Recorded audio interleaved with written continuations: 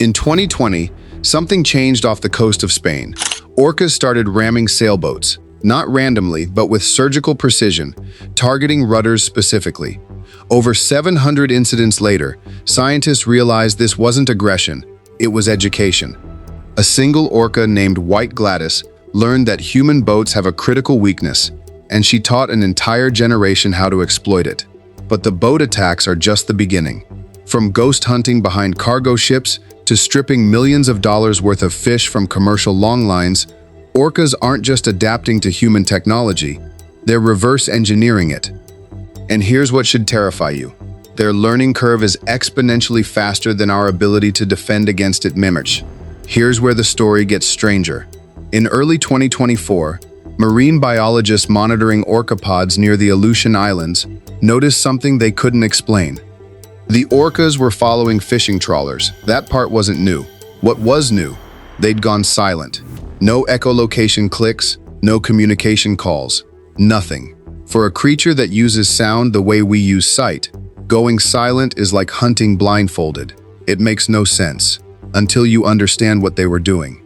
These orcas were positioning themselves directly behind the massive steel hulls of commercial fishing vessels, staying in what acousticians call the acoustic shadow zone, the dead space where engine noise drowns out everything else. Think of it like hiding behind a waterfall. You're invisible, but only if you stay perfectly positioned. The prey swimming below, bluefin tuna worth thousands of dollars each, had no idea the orcas were there. The ship's cavitation noise, that churning roar of propellers cutting through water, completely masked the orca's approach. By the time the tuna detected movement, it was over. But here's the detail that made researchers realize this wasn't accidental. The orcas were matching speed with specific vessels, not just any boat. They'd learned to recognize the engine signatures of trawlers known to follow tuna schools. Different boats, different RPMs, different acoustic profiles. The orcas knew which ships to shadow. Even more unsettling, younger calves were being positioned in formation by their mothers, held at precise distances from the hull. They were being taught the technique, the exact boat speed, the exact position. This wasn't instinct. This was cultural transmission of a learned technology exploit. One research team called it acoustic hitchhiking. The orcas had figured out that human industrial noise, the same noise that's been blamed for disrupting marine life for decades, could be turned into a weapon. The answer lies in something that happened gradually, then suddenly. For decades, conservationists warned that naval sonar and shipping noise were damaging ocean ecosystems. Whales were beaching themselves. Dolphins were disoriented. The ocean was getting louder, and marine life was suffering. Except orcas weren't suffering. They were learning. Somewhere around 2015, researchers in Norway noticed orca pods appearing within minutes of fishing vessels deploying their sonar equipment. At first, they assumed it was coincidence. Then they checked the data.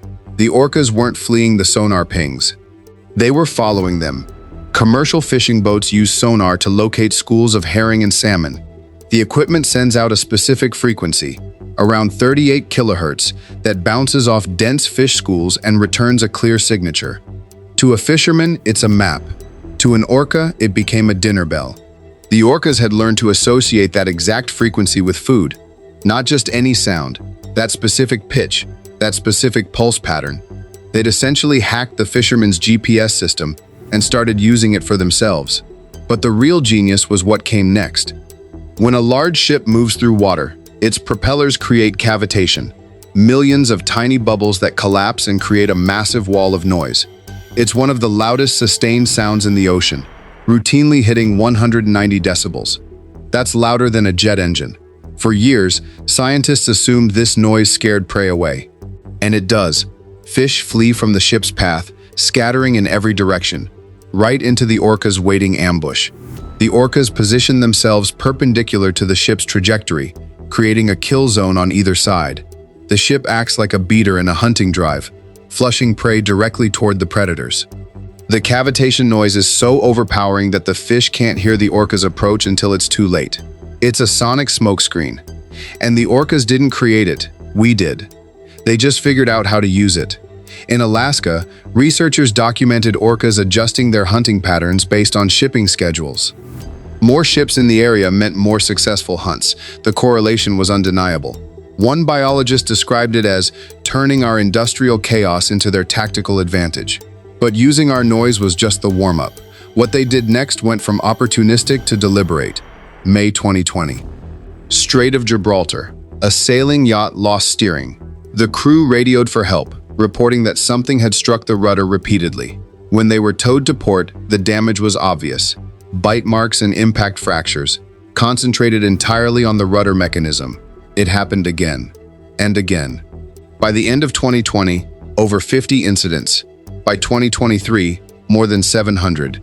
At least 4 boats sank. Marine authorities initially blamed it on territorial aggression, but the pattern didn't fit. Orcas weren't attacking boats randomly. They were selecting sailboats specifically, ignoring motorized vessels. And every attack focused on the same target, the rudder. Researchers eventually identified the origin point, a single female orca they named White Gladis. She'd likely been struck by a boat at some point, possibly injured by a rudder. But instead of avoiding boats afterward, she did something unexpected. She learned how to fight back. Orcas don't have hands. They can't dismantle a boat. But they'd identified the one structural weakness that would disable a sailing vessel: the steering mechanism. Remove the rudder, and the boat becomes helpless. White Gladis began teaching this technique to younger orcas in her pod. Researchers watched as juveniles practiced the strikes, guided by older females. They'd approach from behind, strike low where the rudder connects to the hull, then retreat and observe. Within 2 years, the behavior had spread to at least 4 different pods across hundreds of miles of coastline. This wasn't genetic, it was cultural. A learned behavior, transmitted through teaching and observation, spreading faster than any evolutionary adaptation ever could. Marine biologists compared it to tool use in primates. But more disturbing, chimpanzees learned to crack nuts with stones. These orcas learned to systematically identify and exploit the mechanical vulnerabilities of human engineering. By 2024, Spanish authorities were recommending sailors avoid certain routes entirely. The orcas had effectively claimed sections of ocean by outsmarting our technology. And here's the part that should concern you. Rudders aren't the only human technology they've learned to exploit. Thousands of miles away, another group of orcas had discovered an even more profitable target. The Alaskan fishing industry started noticing the problem around 2003, but it took years to understand the scale. Commercial fishing boats use longlines, cables that can stretch for miles underwater, studded with thousands of baited hooks. When hauled up, those hooks should be carrying black cod and halibut worth hundreds of dollars per fish. But boats were pulling up empty hooks. Or worse, just the lips of fish, the rest of the body cleanly stripped away. The culprit? Orcas. They'd learned to follow the boats, wait for the long lines to be set, and then systematically strip every single fish off the hooks before the fishermen could retrieve them. The efficiency was surgical. No wasted effort. Maximum caloric return. Researchers studying the behavior identified at least 3 distinct techniques being used by different orca populations. Alaskan orcas use a plucking method, grabbing the fish and pulling straight back to snap it free from the hook. Norwegian orcas prefer a rotation technique, spinning the fish until the hook tears loose. In the Southern Ocean near Antarctica, orcas have learned to shake the entire long line, dislodging multiple fish simultaneously. 3 different regions, 3 different solutions, all culturally learned and transmitted within family groups. The economic impact is staggering. Alaskan fisheries alone report losses exceeding $2 million annually. Some boats have abandoned longline fishing entirely in certain areas because the orcas have made it unprofitable. But here's what makes this more than just clever scavenging.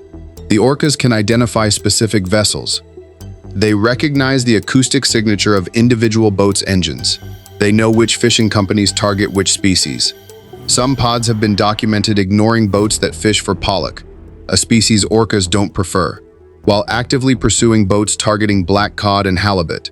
They're not just stealing our catch. They're making calculated decisions about which human operations to exploit based on their own dietary preferences. One fisherman described it as being robbed by someone who knows your schedule better than you do. But the longline heists were just opportunistic theft. What happened with the bluefin tuna showed genuine strategic planning. Bluefin tuna are worth more per pound than gold. A single fish can sell for over $3 million at Tokyo's fish markets. They're also incredibly fast, capable of bursts over 40 miles per hour. But orcas found a cheat code: our ships. In 2023, marine biologists off the coast of California documented a hunting behavior they'd never seen before. A pod of orcas, researchers started calling them technopods, were herding bluefin tuna toward moving cargo vessels, not toward the ship randomly. Toward the hull, specifically toward the massive flat side of the ship where the steel wall creates an acoustic barrier. Here's why that matters. Sound doesn't travel well through steel and water interfaces. It reflects. When orcas communicate on one side of a ship's hull, prey on the other side can't hear them. The ship becomes a movable wall of acoustic silence. The technopods split into formation. Half the group drives the tuna school toward the ship. Once the tuna are pinned against the hull, the orcas on the opposite side move in for the kill. The tuna, trapped between predators and steel, have nowhere to go. But the most remarkable part? The orcas hunting on the far side of the ship were communicating through low-frequency pulses, essentially tapping the hull like sonar Morse code. The sound didn't propagate far enough to alert the prey, but it was enough to coordinate the ambush between orcas on opposite sides of a 900-foot container ship. They'd turned a cargo vessel into both a shield and a communication relay. Researchers compared the caloric efficiency of these hunts to traditional open ocean pursuits. Technopod hunts consumed roughly 60% less energy for the same amount of food. In evolutionary terms, that's a massive advantage. And just like the longline stripping and the rudder attacks, younger orcas were being deliberately positioned and taught the technique. One researcher noted, they're not just using the ships, they're incorporating them into a hunting strategy that wouldn't work without human technology. They've essentially domesticated our infrastructure. This kind of rapid technological adaptation seems impossible, until you realize they've done it before. Between 1840 and 1930, in a small whaling town called helped humans hunt whales. Not by accident. This was a deliberate, sustained partnership that lasted nearly a century. Here's how it worked. When humpback whales migrated through the area, the orcas would alert the human whalers by tail-slapping the water whalers to harvest the next morning. The arrangement was so reliable it had a name: the Law of the Tongue. The lead orca in this operation was a male named Old Tom. Whalers documented his participation for over 30 years. When he died in 1930, they preserved his skeleton. It's still on display in the Eden Killer Whale Museum, physical proof this actually happened. Think about what this represents. These orcas understood the concept of mutual benefit. They recognized that human boats and harpoons were tools that could make hunting easier. They adapted their behavior to incorporate those tools into their strategy, and they transmitted this knowledge across multiple generations for nearly 100 years. This wasn't instinct. You can't genetically encode, cooperate with humans using specific hand signals and wait overnight for your share. This was culture. This was learned technology use. And it proves that orcas have been studying, adapting to, and exploiting human tools for over a century and a half. The Gibraltar attacks, the longline theft, the acoustic hitchhiking, they're not anomalies. They're the latest iteration of a pattern that's been happening since we first entered their ocean. So if they've been learning from us for over 150 years, why are we only noticing now? Because we thought we could outsmart them. In 2025, international maritime organizations implemented new acoustic deterrent systems designed to keep orcas away from fishing operations and shipping lanes. The devices emitted randomized high-frequency pulses proven in lab settings to be annoying to orcas, sounds they'd naturally avoid. The systems cost the fishing industry over $47 million to install across commercial fleets. Within 8 months, the orcas had learned to ignore them. Some pods took longer than others, about 3 weeks for Alaskan groups, nearly 2 months for Norwegian populations. But the result was universal. The deterrent stopped working. Researchers documented orcas swimming directly through the acoustic fields without hesitation. Some even appeared to use the deterrent pulses as location markers, like auditory beacons showing them exactly where the fishing boats were. The devices designed to repel them became navigation aids. This is the core problem. Human technology development works on bureaucratic timelines. Years of testing, regulatory approval, industry-wide implementation. By the time a new system rolls out, it's already based on outdated behavioral data. Orca cultural learning works on generational timelines measured in weeks. One marine biologist compared it to trying to create antivirus software for a computer virus that evolves faster than you can code. We're fighting a biological intelligence that iterates solutions faster than our institutional systems can respond. And here's the kicker. We can't even predict what they'll learn next, because their adaptations aren't random mutations. They're strategic problem solving. When fishermen started using deeper longlines to avoid orca theft, the orcas learned to dive deeper. When ships changed routes to avoid known orca hunting zones, the orcas followed the ships. When acoustic deterrence ramped up in frequency, some orca populations started shifting their own communication frequencies to compensate. A phenomenon called the Lombard effect, previously only documented in humans and a few bird species. They're not just surviving alongside our technology, they're in an active arms race with it. And right now, by every measurable metric, they're winning. Which raises an uncomfortable question. What happens when they stop reacting to our technology and start anticipating it? In late 2024, shipping companies operating in the North Pacific noticed something odd in their logistics data. Certain routes were experiencing higher concentrations of orca sightings than probability models predicted. Not random distribution, concentrated presence along specific shipping lanes at specific times. At first, analysts assumed it was seasonal migration. Then they cross-referenced the data with fish population tracking. The orcas weren't following fish. The fish were following ships, and the orcas knew it. Krill and small fish are attracted to the algae that grows on slow-moving hulls. Larger fish follow the smaller fish. The ships were creating mobile ecosystems, and orcas had learned to treat heavily trafficked shipping lanes like hunting corridors.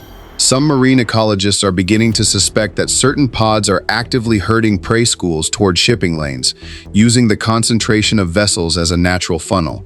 If true, that means orcas aren't just exploiting existing human infrastructure.